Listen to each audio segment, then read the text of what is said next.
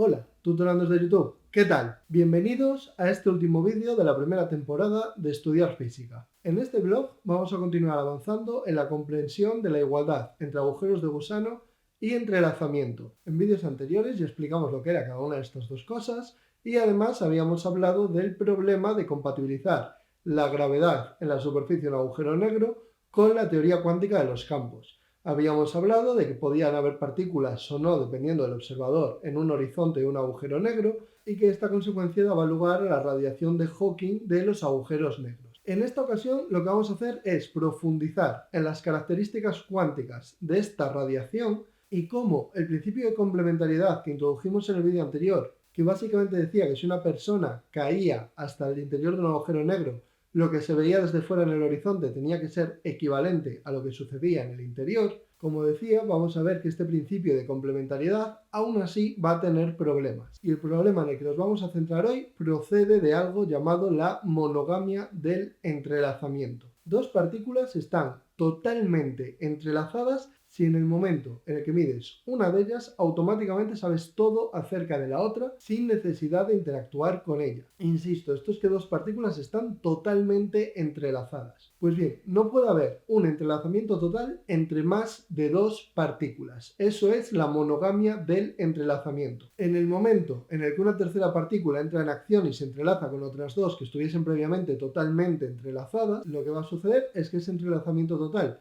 se rompe y al analizar una de las partículas ya no puedes saber todo acerca de las otras dos.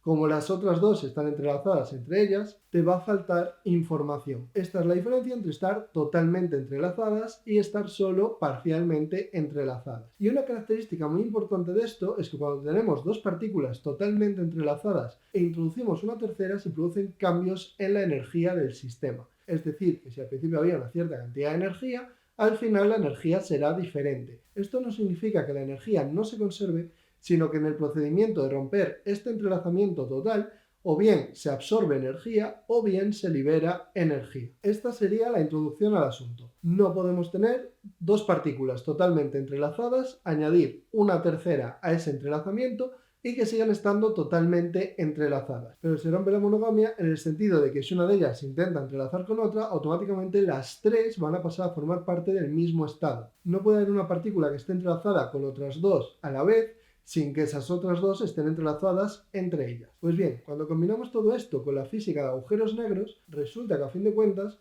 la radiación de Hawking de un agujero negro, estas partículas que emite debido a su gravedad, cuando son liberadas tienen que estar entrelazadas con el agujero negro. No con todo el agujero negro en sí necesariamente, pero al menos sí con una parte de este. Y es que las partículas radiadas normalmente siempre van a surgir entrelazadas con aquello de lo que procede. Las partículas radiadas por un núcleo típicamente pueden tener algo de entrelazamiento con ese núcleo, o la radiación emitida por un átomo puede tener entrelazamiento con los electrones de ese átomo. Y en el agujero negro no sería diferente. Si el agujero negro está emitiendo un montón de partículas, esas partículas tienen que tener entrelazamiento con el interior del agujero. Insisto, no tiene por qué ser con todo el interior del agujero, pero al menos con una parte. Y en particular, cuando uno analiza esta radiación de los agujeros negros a partir de la teoría cuántica de campos, todo apunta a que esta radiación que emiten los agujeros negros debería producirse siempre por pares. No por pares en el sentido de que siempre se emitan dos partículas juntas, sino en el sentido de que si una partícula sale, tendrá que estar totalmente entrelazada con otra partícula interior del agujero negro. Entonces, recapitulo, siempre que un agujero negro radia una partícula, esa partícula tiene que estar totalmente entrelazada con otra interior al agujero negro, al menos en principio, con las leyes de la física que están bastante asentadas y que se sospecha que se tienen que cumplir. A lo mejor en un futuro resulta que hay modelos de gravedad cuántica que son capaces de predecir la radiación sin que haya entrelazamiento, aunque a mí me sorprendería, pero bueno, nunca se sabe. Entonces sucede lo siguiente, el agujero negro va radiando partículas, esas partículas, cada una de ellas va a estar totalmente entrelazada con una de las partículas interiores del agujero, y a medida que el agujero negro radia partículas, lógicamente su masa se va reduciendo. Su masa puede seguir aumentando si absorbe cosas, pero supongamos un agujero negro que no absorbe nada, pues a medida que vaya radiando cosas, su masa se irá reduciendo y cada vez será más pequeño. Y podemos pensar que por tanto cada vez tendrá menos partículas dentro. Entonces, el físico Page definió los agujeros negros viejos como aquellos agujeros negros en los que todas las partículas que quedan en su interior están totalmente entrelazadas con algunas de las partículas que han sido radiadas. Es decir, que si partimos de un agujero negro que todavía no haya radiado nada, todas las partículas estarían en su interior, y a medida que vaya radiando irán apareciendo fuera partículas que están entrelazadas cada una de ellas con su pareja interior del agujero negro. Pero puede pasar tanto tiempo que todas las partículas que quedan dentro del agujero estén totalmente entrelazadas, cada una de ellas con su pareja en el exterior, en esa radiación que ha sido emitida. Entonces la cuestión es, a partir de aquí, ¿qué sucede? Porque las mismas ideas que nos llevaron a la conclusión de que los agujeros negros tenían que emitir radiación, también van a implicar que a partir de este momento se tiene que seguir emitiendo radiación. El agujero negro va a tener temperatura, va a tener entropía, va a tener energía, y además va a estar más caliente que el universo que lo rodea, típicamente. Por tanto, va a tener que radiar siguiendo un principio básico de la termodinámica, que es el hecho de que los cuerpos calientes siempre radian hacia los cuerpos fríos. Ahora bien, si hemos pasado este tiempo de Page, cualquier partícula que el agujero negro radie ya estaría totalmente entrelazada con otra. Y si radia una partícula totalmente entrelazada con otra, que a su vez tiene que quedar totalmente entrelazada con una partícula del interior, tenemos esta ruptura de la monogamia de la que hablábamos previamente. ¿Y qué sucede si la monogamia se rompe? Pues como hemos dicho previamente también, la energía se va a ver alterada. Es decir, que si tenemos un agujero negro viejo que radie una partícula, esa partícula, al intentar hacer de nuevo un entrelazamiento total con otra que esté dentro del agujero negro, obligatoriamente va a romper su entrelazamiento total con la partícula con la que estaba previamente totalmente entrelazada. Se rompe la monogamia. Y esto básicamente lo que implica es que tienen que producirse liberaciones de energía en la superficie del agujero negro. Pero estas emisiones de energía, que también tienen que venir mediadas por partículas, es decir, que aparte de la radiación Hawking tendríamos todavía más partículas radiadas. Pero estas partículas radiadas no seguirían las leyes de la radiación de Hawking. Su naturaleza es diferente. Están ahí porque se ha roto un entrelazamiento. Y en principio, por tanto, al no aplicarle las leyes de la radiación de Hawking, un observador en el horizonte sí que podría percibirlas. Es decir, que previamente habíamos dicho que si un observador caía al agujero negro, él en el horizonte no percibiría absolutamente nada por el principio de equivalencia. Lo percibirían desde fuera, que había radiación de Hawking desde una distancia muy lejana. La radiación Hawking no era perceptible desde el propio horizonte. Sin embargo, este fenómeno de ruptura de entrelazamientos sí que se tendría que poder percibir desde el horizonte.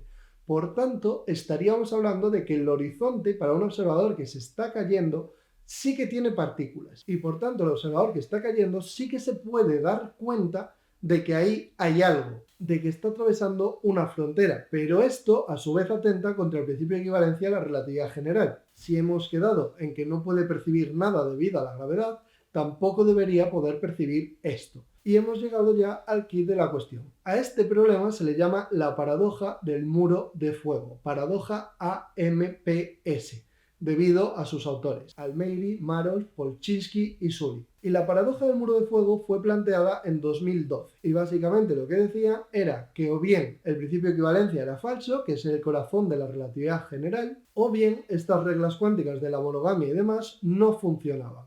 Y la resolución de esta problemática lleva a la teoría de la que estamos hablando en esta serie, a que los agujeros de gusano tienen que ser iguales al entrelazamiento, como forma novedosa de resolver esta paradoja del muro de fuego, y de regalo como propuesta de unificación final entre la relatividad general y la teoría cuántica de los campos, al menos según Susskind. Pero de esto hablaremos a la vuelta en septiembre.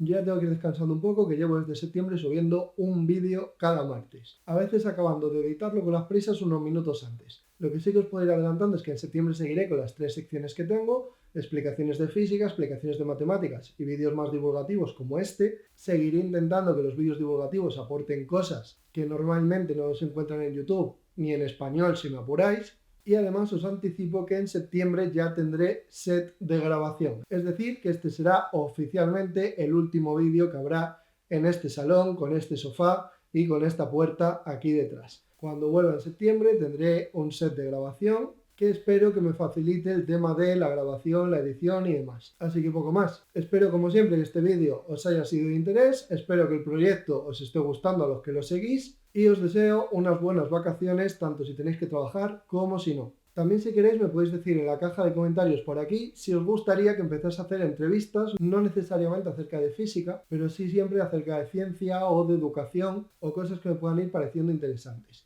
Venga, nos vemos en 2 meses. Hasta luego.